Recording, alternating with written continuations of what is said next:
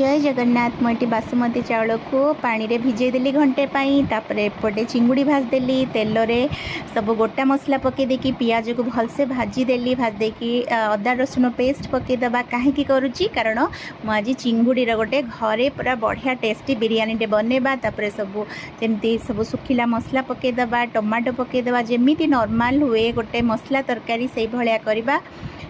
बहुत टेस्ट लगे थरे निश्चित बनबे हो आसला मु सब चिंगुड़ी की पकईदेली जमीती आमर घरे सब मसला थाए धनिया गुंड जीरा गुंड सब पकईदेली एपटे आलू नहीं मु कारण मु घरे तैयारी करुच्ची तापरे गरम मसला तापरे शाही बिरियानीटा मु यूज करे कारण से बहुत भल लगे तापरे चाउल जो भिजे रखी एटारे पकईदेली भिजे रखिले चाउल से भांगीबनी एते जल्दी देखंतु ताको धीरे धीरे ताको एपटे सेपटे करईदबा तापरे जेतिकी गोटे बाउल मु पूरा चाउल नहीं थी सेटार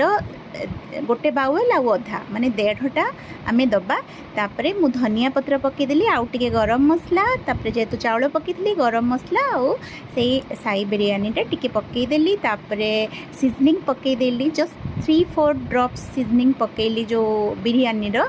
तापरे सेतिकी उषुम पानी पकईदेली जमीती कहली जी चाउलर तार 1.5 एक्स्ट्रा 1.5 आम पकेबा तापरे ताको कभर करके अध घंटा पाई रखीदबा बहुत टेस्टी लगे घरे आपन जानी भी पारिबेनी एटा बाहर किणाई कि घरे किणाई मु घी पकई देइथिली